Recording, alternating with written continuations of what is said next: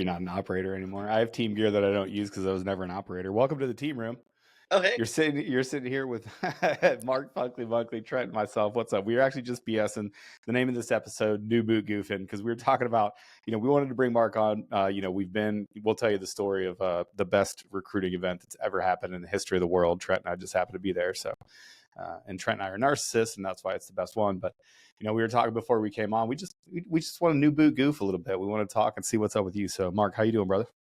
What is up? What is up, guys? Yeah, that was an awesome session. That was actually the first thing I was going to say. Yeah, the Monterey Beach session was awesome. Thanks for coming out. And yeah, we had people come from a long way. It was the biggest session we had in Northern California. Really good video interaction. So yeah, it was good all around. The Bad Boys really showed up for that one. The NorCal Bad Boys were rolling in there hot. We had people from San Luis Obispo in there, people just out there from all over. Yeah, one guy came from Vegas. Yeah, it was crazy. It was a good one. That's indicative of the culture, though, Mark. I will give you a pat on the back up there. You guys have it going on to where you guys have built a good tribe, and that's important for a development program. So you've got your feet underneath you. You obviously seeing the results a couple years into this recruiting gig, and recruiting is always changing, and always the winds are always changing with TACP and rumors and all this other stuff. So how has it been for you this last year and a half really as a special operations recruiter out there in NorCal? So recruiting in general, tons of fun. Being a TACP was awesome. I loved every bit of it. It's the best job in the world. But going into recruiting, it's a good change of pace and it's a different challenge. So it's definitely a lot more work, I would say, but a lot less stressful. So the implications of everything we're doing is like, oh man, I forgot to call this guy back. It's like it's not that serious. It's not that big of a deal. Everything will buff up if you're being a good person. But you do the wrong things in our career fields, you could potentially cost someone their lives. You could potentially, cause the mission from being ineffective and not meeting the ground commander's intent. So in general, recruiting is, a ton of fun. I'm already seeing the kind of fruits of my labor. A lot of people in Northern California know about our program, a lot more people. Recruiting is never ending. So no matter how much work I do, there's still going to be people that have no idea what we do. There's going to be misconceptions of the military, misconceptions of Air Force Special Warfare. So that's the constant drive for me is, I can, the more work that I do, it is a direct correlation to, more people's lives being changed for the better. So yeah, recruiting in general, tons of fun. Dude, Trent hit that point the other day on a reel, and everybody had a statement about it or said something. The third thing is that nobody's going to know you in AFSPEC war. He was like, hey, here's if you're getting into this for like generational wealth, you guys have done it before, but this isn't the best path. Like if you're getting in here to immediately get to a point where you can retire and be free financially, man, maybe don't be a PJ, maybe don't be a TACP guy. Okay, there's probably and again, we have geniuses though, and I don't use that term, hyperbolically. We have the smartest people in the world I've ever met work with us and have become insanely wealthy doing our job, right? But one of the things he said is, AFSPEC war, nobody's going to even know. People in the Air Force don't even know. Like I told this story in a couple different iterations, but every single deployment I've ever been on, I would give a CAPES brief about who a PJ is, what it is that we do, how it is that we task organize, and then what we can actually provide. And I would give that to like peers in the Army. I'd be like, hi, 82nd Airborne guy, I'm a PJ. And they were like, oh, tight. Yeah. What do y'all do? We're like, well, we're PJs. We do PJ stuff. And they're like, well, we have no idea what that is. But, to your point, it seems like a Sisyphean task of rolling this rock up a hill every day to tell people what AFSPEC war is. Are you still seeing that even in, your local area where they just have no clue what even the benefits are? Oh, yeah. Oh, yeah. You'll see it every school you go to, every event you go to. There's not enough knowledge about who we are, what we do. No one knows what a TACP is. No one cares. It's crazy to me. Even in the Air Force, you'll tell people you're a PJ and they're like, oh, I have some baseline understanding of what a bomb loader does. Mm-hmm. I could probably tell you to somebody on the street, like, hey, in basic terms, here's what a maintenance guy does. I don't know how many people I met in the Air Force are like, I have no idea. What do you guys even do? Like, Yeah. You just go swim all day and just jump out of planes and stuff. Yeah. I mean, a lot of the recruiters don't even know what special warfare is. You know, there's 160 plus jobs in the Air Force. Yeah, even as a recruiter, like you're not gonna, be an expert in every single career. But there's a lot of recruiters out there that just don't even know the gist of what Air Force Special Warfare is. Um, and also that brings up a point, Trent. Why you posting so much sad stuff? Sad stuff. You're sad.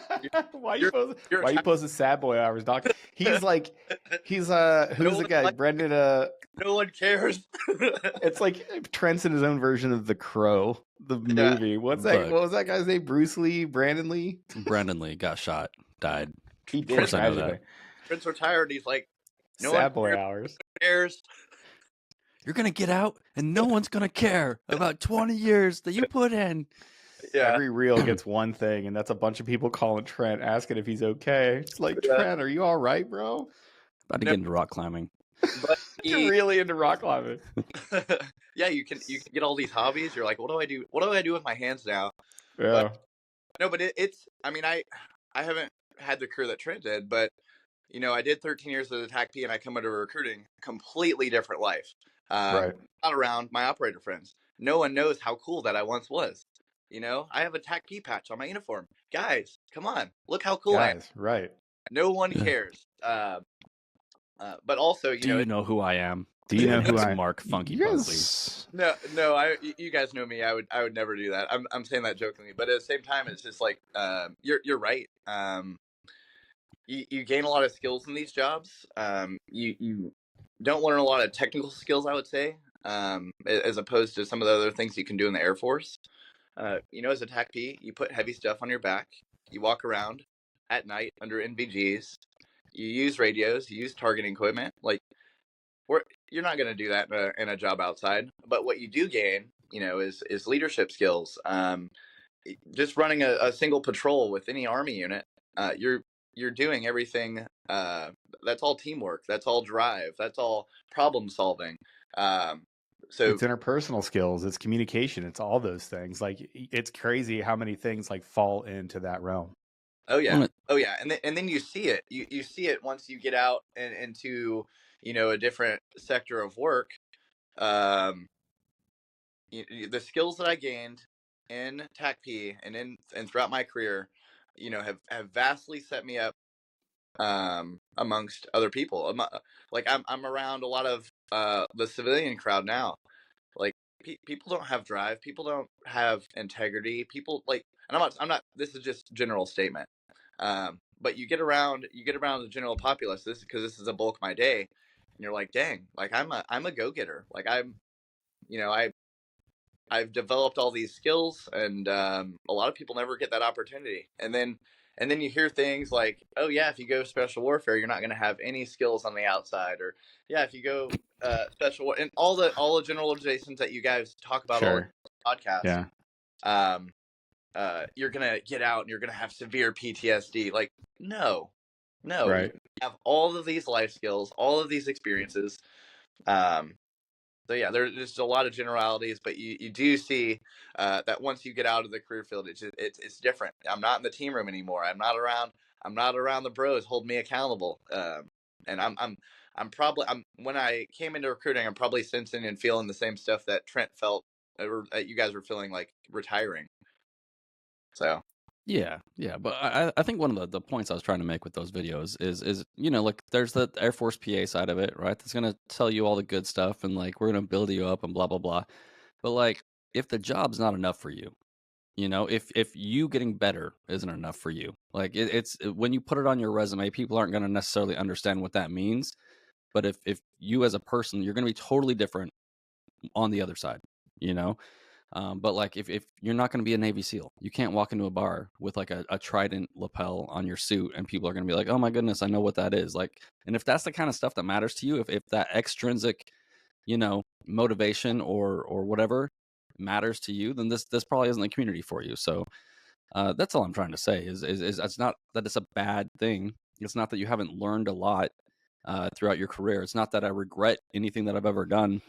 Well, maybe one or two things. Yeah, I was gonna say, man, We don't have enough career-wise, time. you know. I hope you're not turning this over to me for input at any point. Hey, I'm just gonna live to be learn. like, I'm gonna be Yeah, like, but hey man, that's all I'm saying. I remember one time I was talking to my buddy that was a student of mine at Keesler the other day. And we're talking about this story again where I used to go to lunch with the students every once in a while. I'd go sit down in the chow hall with them and chit chat with them like they were almost human. Trent's not And just any dad; he's a cool dad. I try to be a cool dad. And there were like 4 new guys. And I gave them that speech. I was like, hey, like, this isn't the job where people are going to understand like what you do. No one's going to like see the sacrifices. Like a lot of the stuff that we do is pre-war and all these other things and contingencies and like it's not going to matter to most people. So if the job isn't enough for you, if you can't look in the mirror and be like, this was enough and I'm appreciative of everything that I've gained and was able to do, even though nobody else knows, then it's not the job for you. And I had like 3 or 4 quitters the next morning, you know, because they're like, yeah, I always thought I was going to write a book and people are going to love me. And my girlfriend No, back this is home is going to think different. this is cool. It's like, no one is, Yeah. that's not what this is. Yeah. So, but how do you sell it, Mark? So because Mark, I did want to say, even in the our community, right? Like we work together in AATC. You are a go-getter amongst go-getters. And so like your like overwhelming personality and positivity is probably doing great things out there for the folks because you have a unique way of coming at people and winning them over. You're a human Jack Russell Terrier in every sense of the word. Like you're highly useful. Like those things were basically just bred to go into tunnels and route out like vermin that are like, you know, hundreds of vermin at a time. They're high energy. They're adorable first and foremost. You know, that's Mark Bunkley in a bow to me. I want to hit on something before you answer your question, Mark, and we'll come back to it. So remember the question that Trent just had is, you know, how do you sell it as opposed to going sad boy hours like Trent did? But you said something is you get accustomed you get accustomed to serving around all these people, and we say that as a big benefit, you know, and serving around such people where you look around, you know, you put yourself in that different environment. You're like, oh wow, you know, I guess it's not really that normal to wake up every day at 6:30 and shame yourself into a 2-hour gym session before work every single day. And you feel like a piece of shit if you don't go to the gym. You know, if you miss 3 days in a row, God forbid, you know, sometimes weekends happen, travel happens, whatever. But on that third day, when you're not going to the gym, you're like, what is my life? Am I even a good person anymore? But you get used to that because you surround yourself with it. I remember we were in Philly during our pipeline. So we're cones, we're on our rotations, and 3 of us go to this CrossFit gym. My friend Chris and I have been going hard at CrossFit because that was the time, like it's 2005, 2006 or some shit a lifetime ago. So we go, we're, you know, going, and we bring our friend Michael. Michael is a Samoan dude. He's still in. What's up, Toa? We go through this workout. And Chris and I are shaming Michael because Chris and I are battling for like the number 1 spot, and we're shaming Michael as we're working out because we're just like, oh, he never really got into good shape. He was just a Samoan dude, so he's just like, you know, thick, and he would just absolutely crush. But we would make fun of him because he was just like a blank slate of a human being. It was funny as shit. Well, Chris and I talk crap, and we do well on the workout, whatever. Place 1 and 2. I think I won that workout. He won the next one. Some nonsense. That's how it was. But Mike placed 3rd and we clowned him. Well, we realized Mike absolutely blew the doors off of every one of their top tier athletes in their gym, in this CrossFit gym in Philly. And it made I laughed because I was like, you forget, like we clown Mike because we tell Mike he's not as fit as the fittest dudes on the team. You compare him to the normal population, Mike absolutely beat the brakes off of everybody during the CrossFit workout. But you forget because you surround yourself with such good people all the time that you're like, oh, wow. Like this person, you know, I was joking about working with geniuses, but, you know, TAC-P guys with multiple degrees that enlisted because they wanted to do the job and serve in the Air Force, and guys that held business positions as CEO, all the way to dudes that lived in their car. Like these guys have a drive, and you surround yourself with all these people that are so freaking good. All right, sorry, Trent. Where are we going? It was a complete derail because we were talking about sad boy, and then I remembered the story from Phil. I even wrote a note to tell the story on the podcast because it's a good story. But we had asked Mark, you know, Mark, how do you package it? Because you know things 13 years in, you know, the things that you've seen, you know, throughout your TAC-P career field. It's hard to look at somebody and go, it's all great. Uncle Sam wants you. Get in now. You got to be like, hey, you should get in, right? But here are all these other things. That's kind of how we do it. How do you do it? Yeah, great question, guys. So you'll see how the Air Force talks to people when they go to schools and events is vastly different than how we need to target and market the special warfare crowd. You see like a lot of Air Force recruiting Instagrams, like every recruiter's got social media and they put out videos and whatnot. And it's really frustrating to see videos like, oh yeah, join the Air Force. Our basic training is the easiest. Join the Air Force. We don't work. Join the Air Force. We work a 9 to 5. I swear to God, if you ever see me on a trend, if you ever see me hop on a trend like that, shoot me right in the face, because I've lost it. I've lost the thread. I've officially become that old person. You know what I mean? Like, oh man. No, like I understand why they do it. Like especially going to some of the schools that I go to. And I'll say a lot of the students nowadays, very very good young Americans. But then you go to some places, you're like, wow, this is our future. We are not in a good spot. So, but on average, we're in a good spot. There's a lot of good students, a lot of good athletes still out there. But yeah, how I sell special warfare, at an event, I'm myself. I'm energetic. I go to events that target our crowd: wrestlers, jiu-jitsu, MMA fighters, runners, swimmers, water polo, athletes, people that are competitive, people that are go-getters, and the kind of social rejects. Individual sport athletes that don't have to interact with people all the time and are typically on the scale. Okay, got it. Wow, I'm right here, Mark. I can hear you. People, did you have a good upbringing? I did. Warfare is not for you. Social warfare is not. That explains my career. Excuse me, do your parents love you? No, you go see someone else. Two loving parents at home. Do you have any problems with, I don't know, maybe getting your dad's affection for anything? Was it a lifelong thing that you have a concept? No? Okay. Do you deal well with authority? No. I'm just kidding. Do you really like authority? No, you don't? Oh, come here.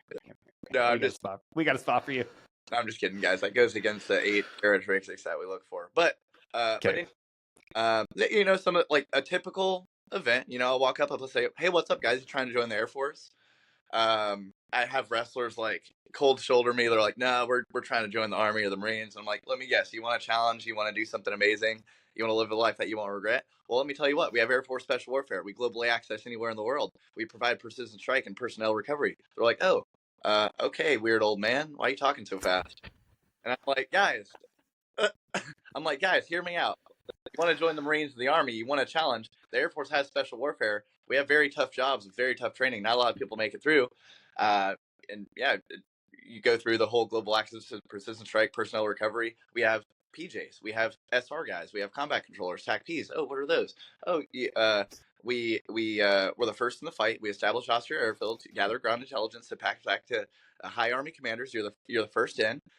We embed with ground units, Navy SEALs, Special Forces teams, big Army units, Marine units, and we are their air support. We're the guys on the radio calling in the airstrikes and saving the day. Pararescuemen, rescue and medical experts, the Department of Defense rescue experts. These are the guys that people call when they need help. Any special unit, any movie that you see, all the Black Hawk Down, there's pararescue in there. They just don't mention it. They don't mention there's one Air Force guy on that team. But yeah, then they're like, oh man, the Air Force has stuff like this. I didn't even know that. I'm like, yeah, man, and we're gonna treat you a lot better. You're gonna have a lot better quality of life. The enlistments are massive. The re-enlistment bonuses massive. There's a bunch of hot dudes.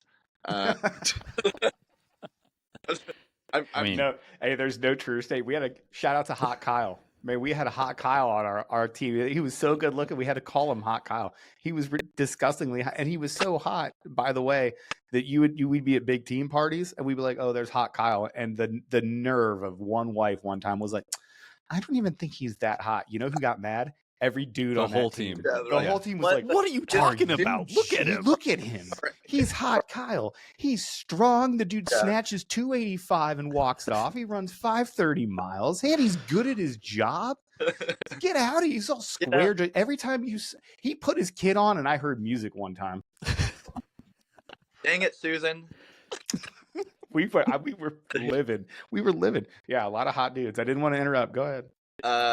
But then they're like, okay, yeah, but then they'll start, oh yeah, I really just want to join the Army Marines. They say, I don't You'll know. go work with them, dude. Everybody wants to join the Army and the Marines until you work with the Army and the Marines and you see how they're living their life when they have to sign out a carabiner and then sign it back in, which is a Yeah, real story. Like, hey, dog, okay, you can still work with them. And then yeah, when you get home, you could be like, oh, man, am I glad to be back home. yeah. Well, I know. So I mean, how we talk to people is how the Marines and the Army, get people to join. Like people that want to challenge, people that Yep. want to do more, and then the Air Force market's like, hey, come to us. We're the easiest. So we oftentimes lose our target audience. And then you have recruiters that they're not special warfare folks. They're great at their jobs. They're great at what they do. They're vastly different personalities, but they're people who come from all walks of life in the Air Force, and a lot of them have never really done anything physical. Like they're not really into sports, and that's where we get our crowd. And so you have these recruiters that are essentially frontline recruiters that are now tasked to recruit for special warfare. Um, and they just don't really have the it's not really in their personality or the things they like to do to go out to events to recruit for special warfare. Another thing is this is all excuse mode right now. I don't like Right. it, but I will state this. So in like one single area, there'll be 7 or 8 Army and Marine recruiters for one Air Force recruiter. So that's the challenges of recruiting. It's my job to get out there and do public outreach, go to these big events. Some of the events I'm doing coming up, like the California State High School Wrestling Tournament, I'll be out there. Jiu-jitsu, MMA, like some of the stuff I already mentioned.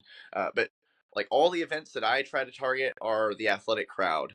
Like big athletic events are, kind of like where I spend the bulk of my time, just because I see that being the most useful. Why do you think athletes specifically do so well in our pipelines? Because I agree, having a baseline athleticism, whatever that is, seems to work out. It correlates to better passing numbers. So why do you think they're so successful? So it's the 8 traits that we're looking for. Physical fitness is a baseline to all of these jobs. If you do not have physical fitness, you will not succeed in these pipelines. That is a baseline.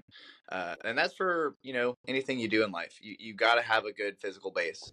And then it branches off into the other characteristics like integrity. Like, do you do the right thing when no one's watching? Yeah, I'm going to wake up at 6 a.m. before work and get this workout in.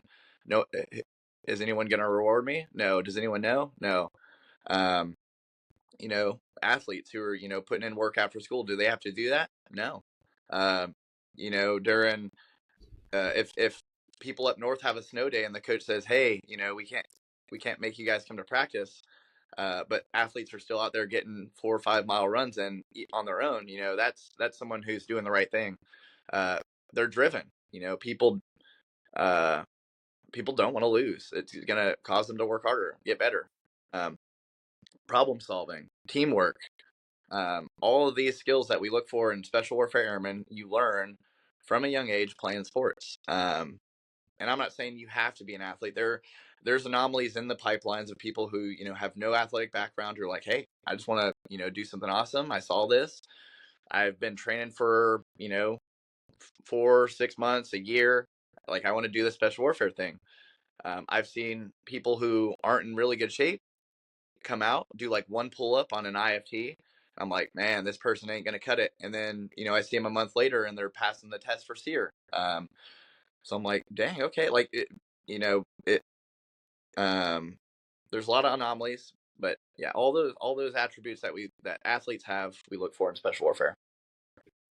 Well, it's kind of everything, right? Like it's the flexibility, that drive, that athleticism. I want to talk about like you talk about people with like months and years of working out under their belts, right? Because you'll see folks that will be like, I want to work out. I just started and I'm gonna pass the IFT, which I don't think they even understand like how to put it into words. Like, but like because they have no background. But it's like, oh, you're gonna peak, and then you're gonna ship. Like that's a recipe for disaster. Like you can't peak and ship. Like this needs to be your baseline for like a long time. And I think explaining it to the folks and getting through all the recruiting, administrivia stuff that comes along with that is difficult sometimes to explain to folks. And I think that's one of the reasons, like when we started the podcast, we're like, oh, like we're going to talk to like 17, 18-year-olds. And now we're like, right. dude, we need to be talking to like 14, 15-year-olds and being Right. like, you got to put Yeah. in the work for a long time to establish that baseline to be successful. And I'll be the first person to say that I was wrong. What do we always tell, like, 14 or 15-year-olds that have DM'd us? What do we always tell them? Like, oh, have fun. Dude, just enjoy chill your out. childhood. Enjoy your dude. Enjoy high school, whatever. Now I'm like, I don't know, man. If you're serious about it, you really do have to have a physiological base.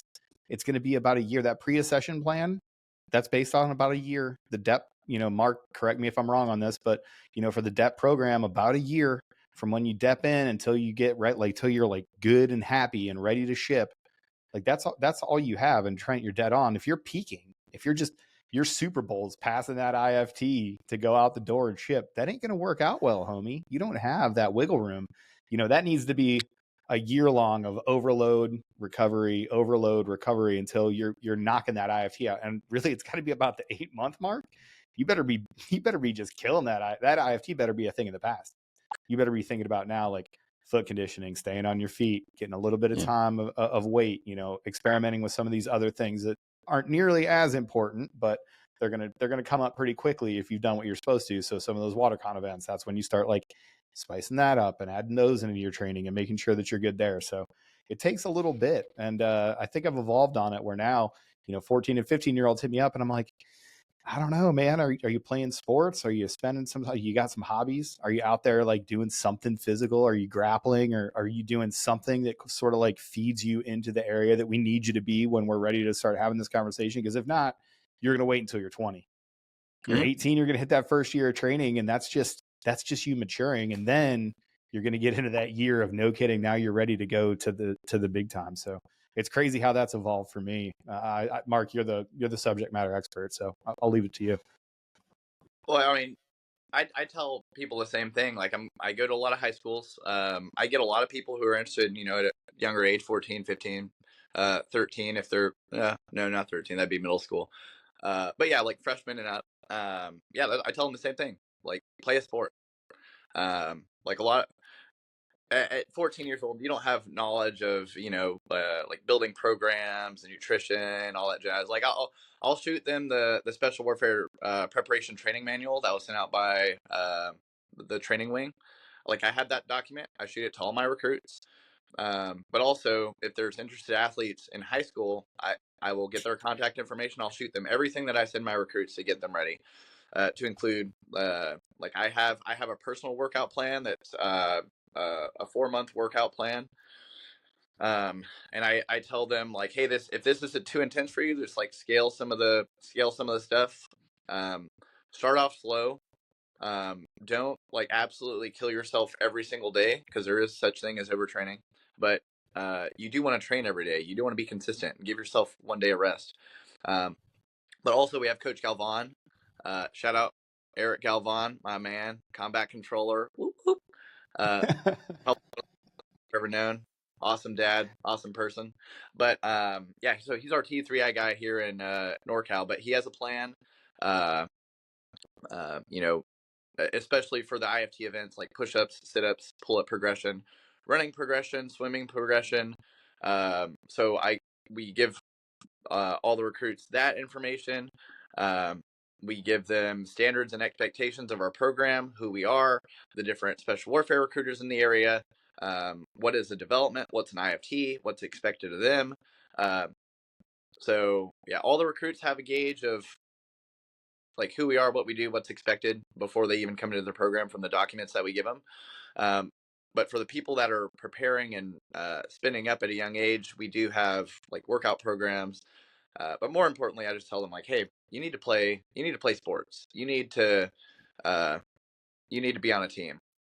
So that's kind of the advice I give them at a young age. Get yourself a coach that really hates you. That's the best preparation. Right. Yeah, you'd hate to get to A&S and be surprised by some adult male that you'll never be able to, make happy. You should have one of those in your life beforehand. Really, really get you in there. What are some common mistakes you're seeing from dudes with their physical training? So the pre-accession plan is awesome. I already made myself a little note. We did an episode with JD, and was it JD and Nate? I'm sorry, I'm blanking on the other guy's name. Trent, is it Nate? Dude, we're almost 300 episodes in. I have no idea. I know. Yeah. Anyway, so we did the episode with him, and we got the stuff out there too. So I'll make sure to get the card out. Yeah, I that was a good episode. It was really good information on the physical side. But yeah, um, either overtraining or undertraining. Like people who say they want to do, and most of the time it's undertraining. People are like, yeah, I really want to do this, and then you're like, what have you done, exercise wise in the last week? They're like, oh yeah, I ran a mile and a half Monday, rest day Tuesday, mile and a half Wednesday. You're like, what? You're like, bro, you need to amp these numbers up. Have you seen? Or you gotta pump those numbers way up. I have given you the keys to success from the programs that we have with Coach Galvan's program, and you're not following it. And it's always really awkward to go to IFTs and like the person doesn't improve, and you're like, what have you been doing? And you can just tell in their demeanor, Right. like they're either lying to you, they're like, yeah, I've been running a lot. And you're like, well, what have you been doing? They're lying. They're not putting in the work that they need to be putting in. Everyone wants to be a hood rat until it's time to do hood rat stuff with our friends. No, but seriously, like the bulk of it is undertraining, people not putting in the work. They tell themselves like, I want to do this, I want to do this. But then there's also like those people who watch One's Ready podcast. They see a couple recruiting videos and they're like, let's rage. Now we're talking. And then Too much too soon right away. 100%. Let's go. They're out there with their friends carrying logs and working right away. Who's going to carry the boats, baby? Yeah, working out for 10 hours a day. Yeah, so people just going from not exercising to way overdoing it. You'll see that too. But the biggest thing, consistency. Monday through Saturday, put in the work. Follow the plans that we give you, and you're going to get there. You hear. I'll give an example. Chris Thomas, Master Sergeant, PJ. You hear his story. He just wanted to be. He went to one PJ unit, went off the couch, and was crushing the IFT in a matter of like a month, 2 months. Like, and for younger guys, that you can do. Also, incredibly good looking. Super good looking. That guy's mustache. That's Magnum PI level. He's a pararescue man. He's a hot dude. But anyway, you can it is very doable to come off the couch, say you want to do this stuff, and then if you really want it and you're truly dedicated, staying to a consistent program and then passing the IFT in a matter of 2 months. And that's people coming straight off the couch. I've seen it in my program. I've been super judgmental of people who've come, been terrible at IFTs, and then they, who would have thunk it? They put in the work. They kept showing up, and then every time I see them, they keep improving, and then they ship off, and now they're about to graduate and get their berets. How's that feel for you, dude? When somebody graduates that you have like poured your time and effort and experience and mentorship into, when you have somebody that gets to the end of the pipeline, or even to their job, because you're doing other recruiting for other Air Force specialties. So when you see somebody get to the end of that pipeline, how do you feel? I have not experienced it yet. Oh man, no, not yet. No, because I've only been in recruiting a year, so okay, got it. That it takes. I'll take your excuse, Mark, but BS. Let's go. It takes some time to get the berets, but I mean, it is extremely gratifying to send people off and have them succeed. It is the best feeling in the world. And as far as job satisfaction, things I've done in the military, like deploying 3 times, aiding battalions and companies going into enemy territory and controlling aircraft. Being on response forces that are responsible for massive areas of Africa, like very satisfying. But some of the most satisfying times of my career are being able to have this massive impact of instructing at basic training, SWIC, the TACP prep, where you have outreach of thousands of people, and then here in recruiting, it's a massive outreach. Every school that I go to, I'm literally changing lives with how much I'm working, and then the pinnacle of that is seeing people that start from not even passing IFTs and then now being close to graduating and the different pipelines and like doing really well. Like I know the benefits they're getting. They're financially stable, yada yada yada. They're on a team. They're doing really good things. But just to see them progress is awesome, but knowing that I'm changing lives um, is very rewarding, very awesome to see. And the Well, first, it's sorry. oh, I'm sorry. And the first group, the first batch of my recruits, the shortest pipeline is SEER and EOD. So this summer, I should be seeing some of the guys graduate.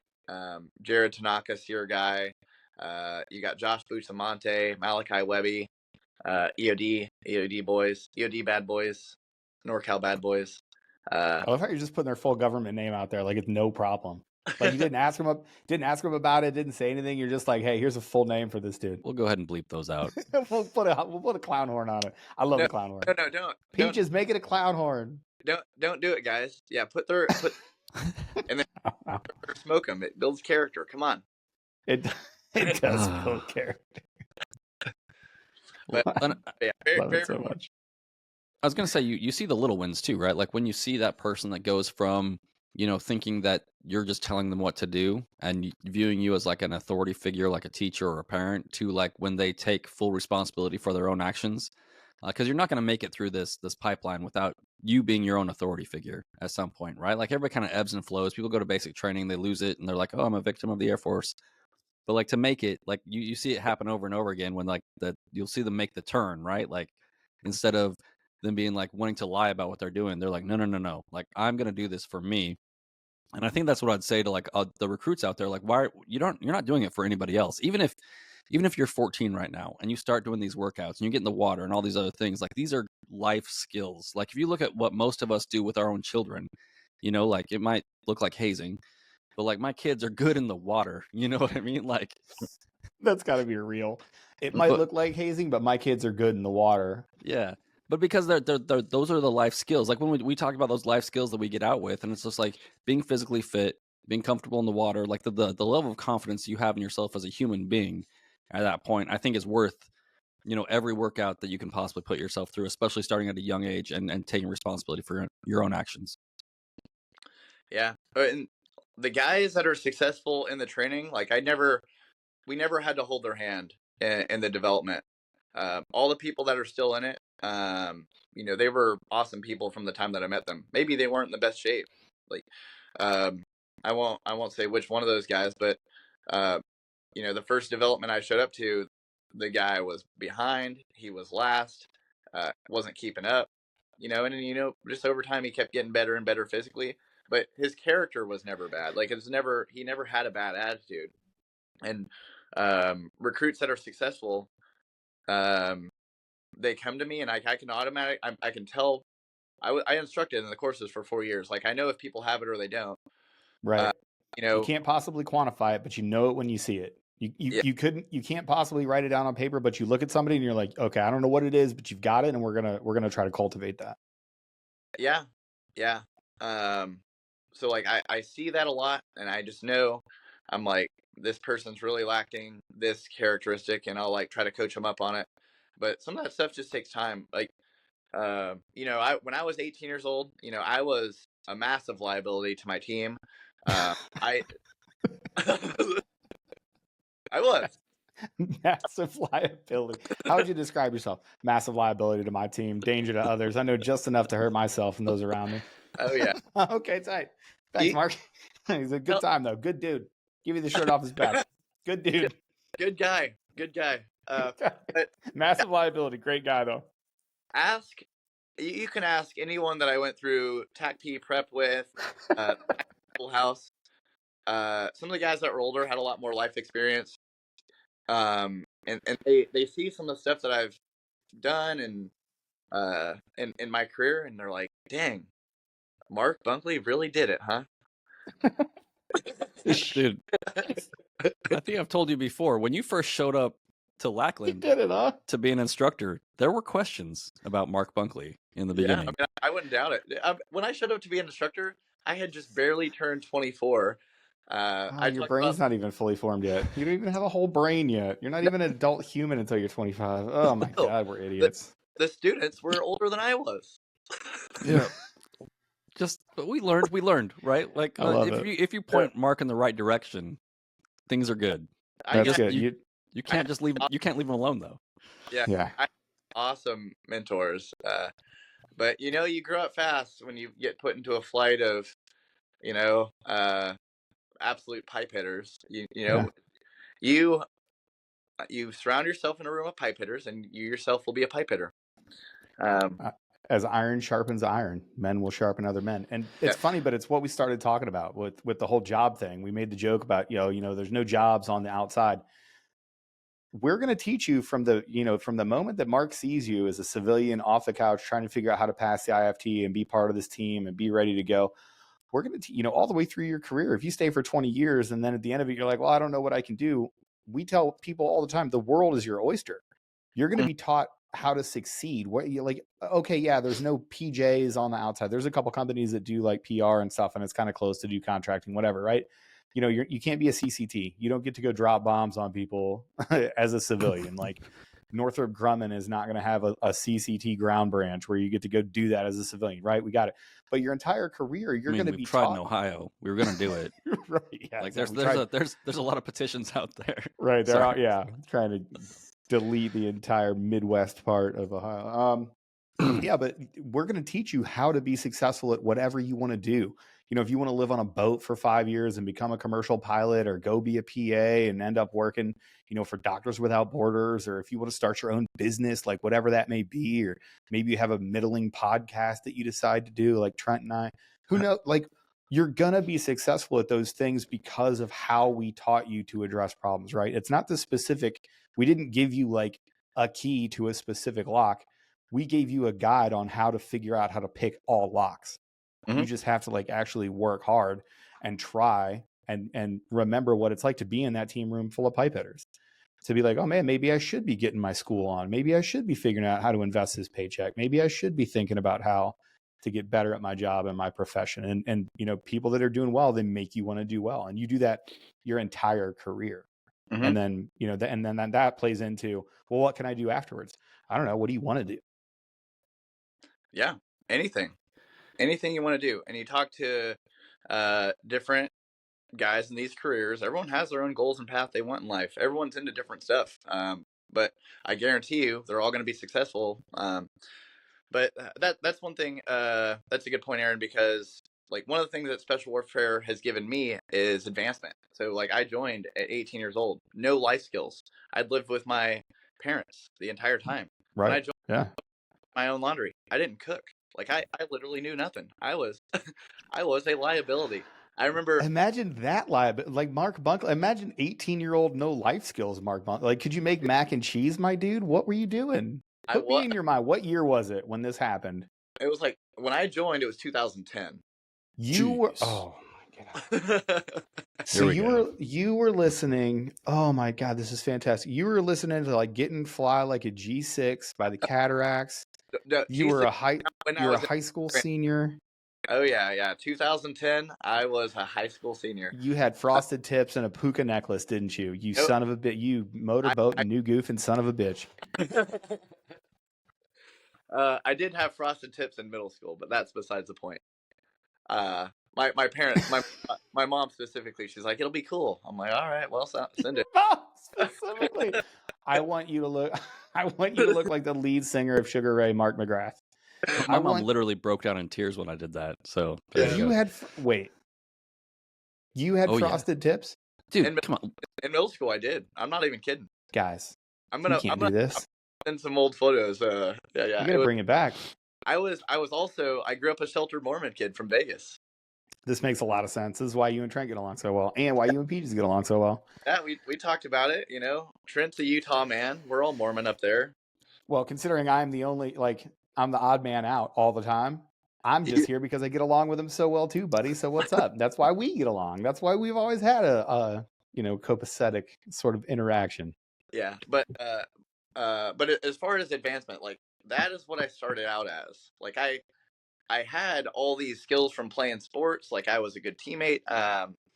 One of the things that I always had was just being good to other people around me. I followed the golden rule of treat everyone the way that you want to be treated. And I worked hard. Like that is it. So day one of the pipeline, TAC P prep, day one, we have our rucksacks lined up. not having any life skills, my attention to detail sucks. And I bet you seem like the kind of guy that got distracted by cars. You'd be like, oh, oh, look at that one. Oh, look at that one. It's not even a good car. It's just a car because it was moving. You would be distracted easily. I hope you don't feel attacked by that. I do not, because I still. Yes. Yes, I knew it. I did watch you try to figure out if a rock was a seal in California for about 14 minutes. That was pretty funny. Bro, Aaron, what is that? It's a rock, Mark. It's not a rock. It's a seal. Aaron, I feel uncomfortable when people don't make fun of me. Okay. Thank goodness you're in the right place. Welcome to the podcast. Everyone in recruiting is just so nice. Everyone is respectful. Everyone's professional. I miss being in El Paso, Texas, where everyone in my unit calls me Tickle Shits. Yes. Fantastic. No, okay. Fantastic. So back to my point. Advancement. That's what I started from. Day one.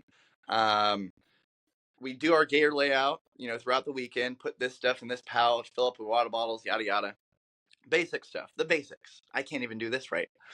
So the cadre, they come up and they're like, all right, everyone, gear check, day one. All right, first item, your CAT cards. So, I'm super nervous. I've never been like yelled at like this. They're like in my face. I'm like shaking. Trent's liking this. Yeah. Trent's been there as the instructor. He's sick.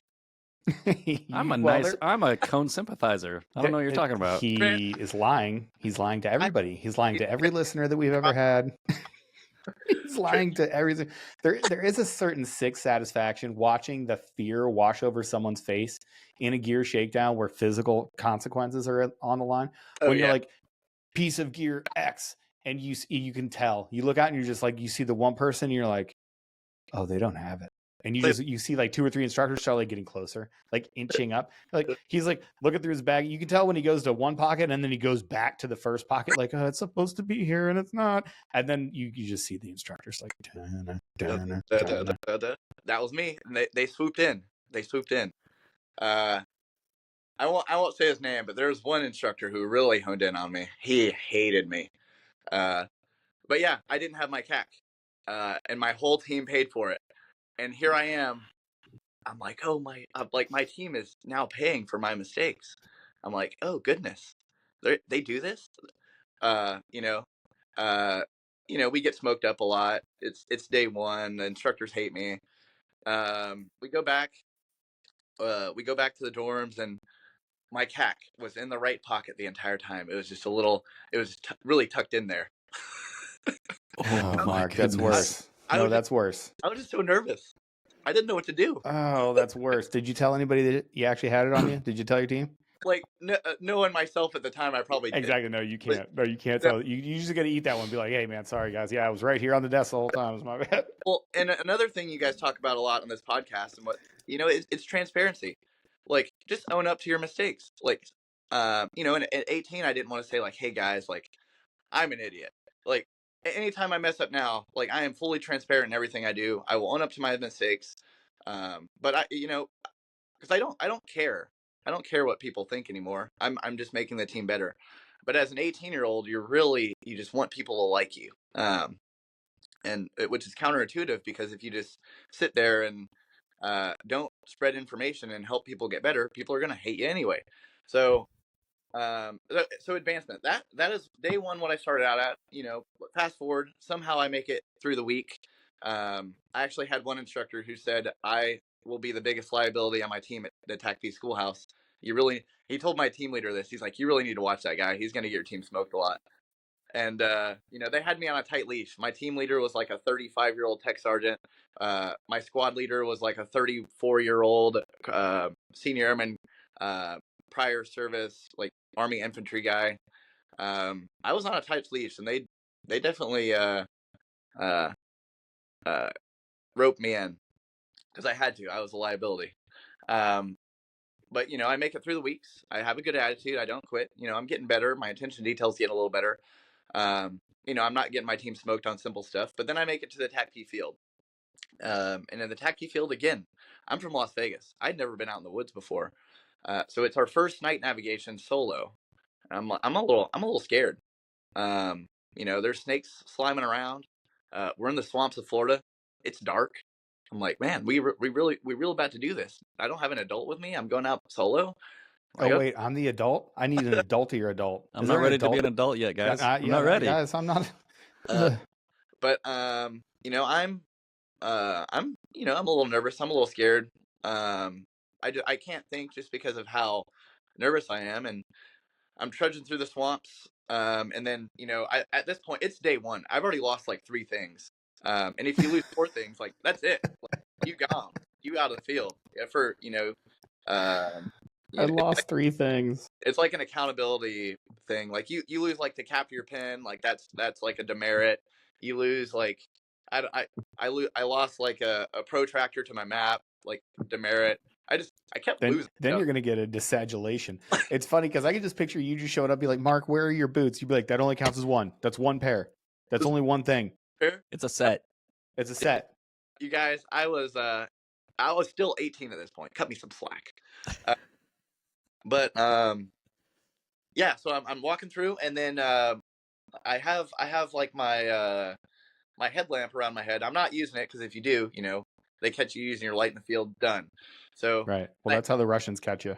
But I have it for some reason. I like have it around my helmet, and I'm walking through the swamps, and it gets ripped off my head, and I'm like, dang it, my headlamp. I was like, I can't lose this. I'll fail. So here I am in a panic, middle of the night, swamps. I start just ripping everything off. I can't find it. I'm like looking in the trees. I take my rucksack off. I take my kit off. I even take my top off. I'm like, I put my weapon down. I'm like, okay, where is this headlamp? Finally find the headlamp. I'm like, okay, thank goodness. I'm not gonna fail day one. And Meanwhile, you yard sailed all of your stuff in the middle of a dark swamp in Florida because that sounded like a good idea to you. Aaron, I was desperate.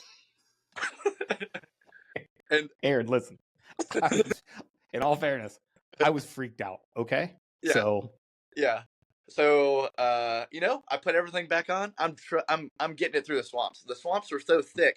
I was literally on my hands and knees, like plopping with the weight of my rucksack, just crushing branches in front of me, like crawling back, flopping again.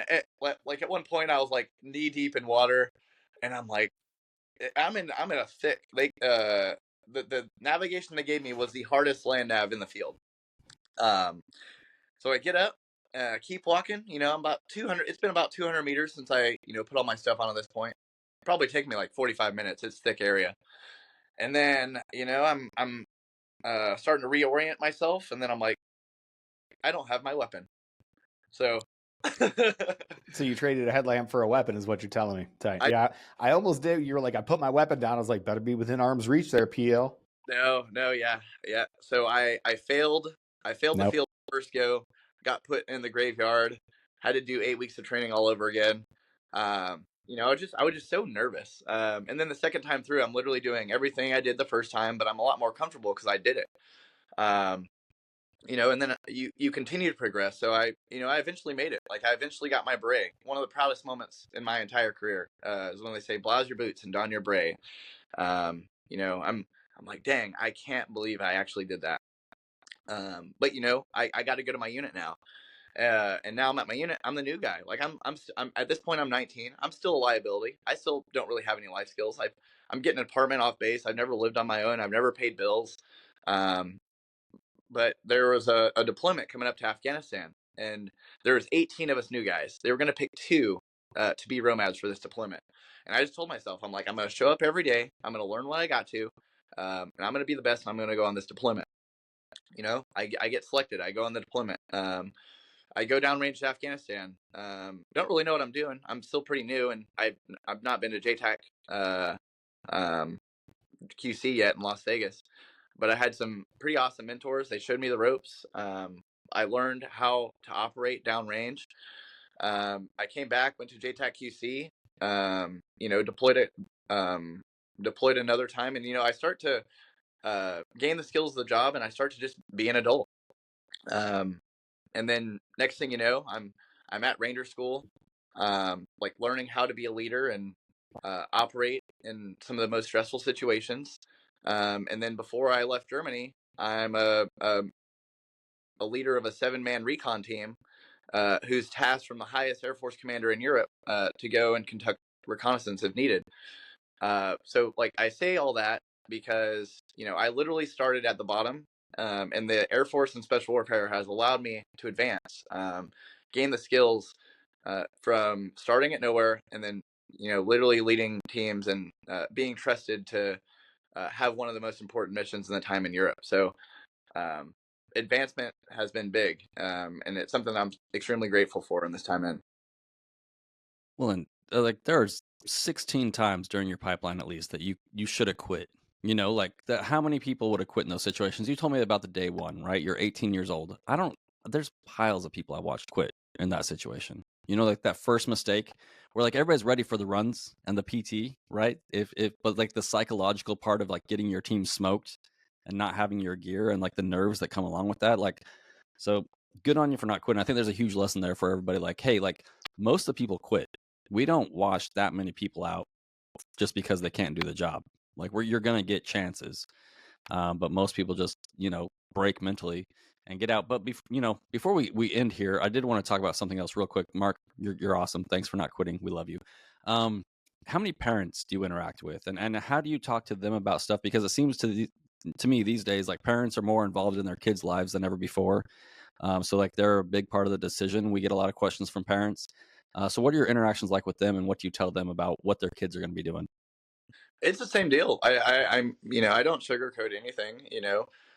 I tell them about the jobs. I don't try to like, oh yeah, he's not going to see combat or, I'm like, yeah, it's a combat oriented job. But the common misconceptions, like they're going to go downrange and die in combat. Sure. And this is one of the things I say is, and this is a true statistic. I grew up in Las Vegas, Nevada. Big school, 2,500 people.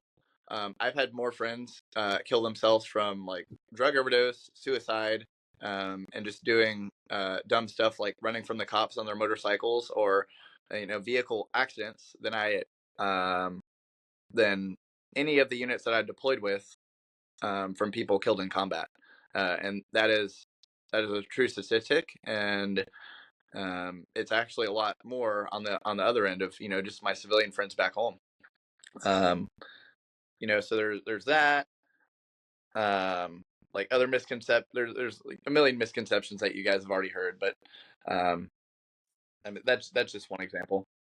Yeah, we deal with the parents a lot, and we've been saying this for years. I don't want to say we were the first people that said this out loud, but we did.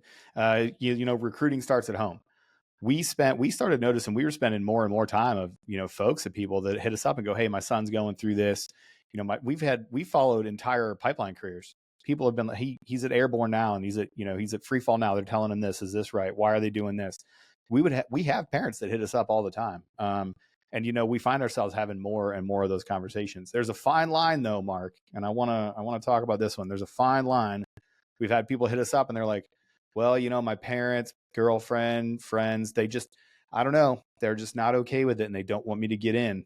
What do you do in that situation? Because I'll tell you what, I'm going to let you answer, and then I'm going to tell you what I usually tell them after that. It's probably not the good thing, but how do you handle that where somebody's just like, they need that approval of those close people before they'll make the jump? No, absolutely. And with like girlfriends, especially young guys, I'm like, you're gonna give up your entire life for like a high school girlfriend? I'm like, you're an idiot. Yes. Nice. Good job. Yeah.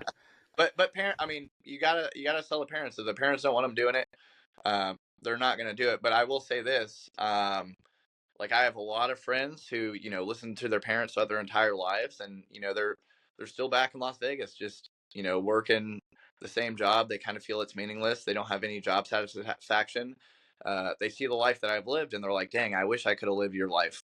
Um, I always listen to my parents. I love my parents, but at the same time, like whatever I have wanted, I just did it. And I didn't let people stop me. I didn't let people tell me no. My mom like rolled her eyes, when she found out I wanted a combat career field, but she's like, yeah, he's joining the Air Force, whatever. Luckily, like I had parents that were supportive, but you know, any parent who hears a son saying they want to join a combat job, a lot of them are going to kind of not want that. They're going to shy away from it.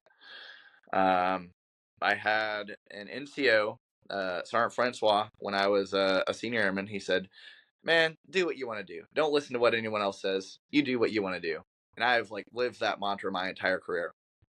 There's gonna be some haters. There's gonna be people over you that want to steer you in a certain direction. I've always had goals. I've always had things I wanted to do, like professionally and on my free time. And there's people that are going to try to steer you away from those goals. I've had people, you know, in Korea and Germany. They didn't like that I like did MMA or did YouTube on the side. They, you know, you're gonna have some hate thrown your way. But I continued to do the things that I like to do, and I've been massively successful in life. But it's because, you know, I do what I want to do. Hilarious that in 2015, 2016, you're like, hey, you know how you reach people? You get on YouTube and you tell your story about your specific thing. You get there and everybody's like, that's dumb. You shouldn't do that, Mark. You're an idiot. And now look at it. Now here we are. And now here we are. So what's next for the Bad Boys, dude? What's next for the program going through the DEP? You got any big events coming up? What's going on? We do. Next big event, we have a Yosemite development session. Similar to like what you guys came out and did in Monterey. We're expecting that to be pretty big. I have a few different big projects I want to do, like getting a couple influencers out. I won't disclose it until it's confirmed, but just very famous, important people and working with them. You know what, Mark? I'll take it. Just ask us. Thanks for asking. You know what, Trent and I, you know, we're going to say right now, we're in. Okay. You guys have been out, and you guys are welcome to come out to the Bad Boys anytime. But I got the worst sunburn of my life on that event. That was the worst. Really I was cursing you for a week, bro. It's a me problem. You've ever done, Aaron? It was the worst. It was the worst sunburn I've ever had. Yeah. Not all the pararescue stuff, but that day on the beach was rough. But you know, big marketing events like wrestling nationals. We're doing the Baton Death March. Some big jiu-jitsu events coming up for marketing. But this summer, I'm trying to get into like big high school camps for wrestling, like cross country, track and field. Just getting Air Force Special Warfare involved in those events. I want to have an Air Force Special Warfare MMA or Jiu-Jitsu week at some point, bringing in like some famous people to host a week of training. You know, just like a week-long Jiu-Jitsu or MMA camp. Build that up. But also I have an idea to do a Special Warfare tour. So just hitting different cities, creating like a 2-week, 3-week itinerary. And I would just be traveling around the West Coast, going to different cities, building it up, and just doing big development days, like I do, like I've done in Las Vegas, like I've done in Monterey, like we've done in San Francisco. But yeah, just doing stuff like that. And then Chief Peaches, he came out to Las Vegas recently as well. I want to shout out Chief Peaches. I had a lot of messages from everyone saying things like, man, he's a chief and he's out there getting it. I'm like, yeah, brother, he leads from the front. That's what these career fields are all about. But not only that, there was a lot of messages saying from you guys, or people reaching out to me about you guys saying, they're like, yeah, we listen to their podcast all the time. They're very helpful. Like, I can't believe they came out and did the Las Vegas Special Warfare Day or the Monterey Special Warfare Day. So there's like, everyone knows who you are, and you guys help a lot of people. And I'll say that one of our recruits messaged me after the Las Vegas session, and he messaged me saying, like, he's like, yeah, I reached out to One's Ready. I reached out to Chief Peaches, and he actually sent me a video message the day I got sent off to basic training, like wishing me good luck and telling me not to quit. And he said how much it meant to him. So you guys are doing a lot of good for a lot of people. That Peaches, he's not a liability. He's the best. Little guy, huge heart. You know what Little I mean? Guy, big party, small package. That's what we say about Chief Peaches. He's out here. He's packing a lot of fun into a pint-sized little package, and we like it. And I will put it out there. I will, since I will be making Las Vegas my future home, hopefully the forever home, I will show up at one of those events as well. However, I won't get nearly as good a feedback as Peaches because I'm not as good of a person. So what else you got on the horizon, Mark? What's next for you, dude? I'm just out here goofing. Boo boot goofing. No, I'm kidding. I'm not kidding fully. I do goof a lot. When Colonel Schindler talks about the people on the team, I am the clown. But besides that, yeah, my mission is to train, develop, and mentor the next generation of special warfare airmen. Help out with marketing, help out the recruiters, sell Air Force Special Warfare, give them the knowledge that they need to go out and conquer their mission. And I really love that. Like, I love what I'm doing in recruiting. On my personal side, I've been fighting a lot, been doing a lot of jiu-jitsu, been competing. I should be fighting either in the All Army Combatives Tournament in the next couple months, if they allow me to, being an Air Force guy, still working that. But if not, I have MMA fights coming up in the April-May timeframe, and then this summer. So personally, that's kind of what I have on the horizon. Long term, I just want to travel every country in the world. I want to help a lot of people when I retire. Who knows? Maybe I open up my own gym. Maybe I go be a teacher. Maybe I go coach. I've got a long time to figure that out. But in the meantime, I'm loving life. Things are good, and I've got an awesome job and mission right now. Oh yeah, feels like a good place to end. So go follow Mark Bunkley wherever you can follow him on IG or through the NorCal Bad Boys page. So if you look up, what is it, Air Force Special Recruiting NorCal? So my work Instagram, Air Force Special Warfare _NorCal. Personal, Funky Bunkley. YouTube, Mark Bunkley. Holla at me on the platforms. What else Did I got? you say holla at me on the platform? All right, so stop recording right now. We're done. I wish we hadn't had continued to record this last 30 seconds. We could have done this on the back end. It could have just been a talk between the two. I could have been like, hey, give me your social media handles. I'll put them in the description or something. But instead, here we are. And I accepted that liability. Mark, you got me again. You guys, I'm going to high schools. I'm trying to keep up with the times. You're doing bad. Nobody says holler. Oh, you know what? Never. I got an 18-year-old and a 16-year-old. I'm gonna have them hit you up on your Instagrams and have them talk to you about it. But we want to say thanks to everybody. Leave a comment, leave a like, hit subscribe. Make sure you're following us wherever we are. Check out onesready.com if you want any training gear. We got entire packages to start you off from attacklead.com. Let's say you wanted to be a PJ. Guess what? Go over to the site onesready.com. Go to their pre-set up training packages, and you have everything you need from start to finish to prep yourself to get ready to go to AvSpec Warfare, especially if you want to go to be a combat controller, which is cool, or TACP, which is the less cool version of combat control, but they don't go to dive school anymore. Anyway, bye. Have a great week. Ow. TACP, All right, talk love to you, you Mark. next Bye. when they do that, they have no life skills when they get out. They don't. Later, everybody. Okay, bye.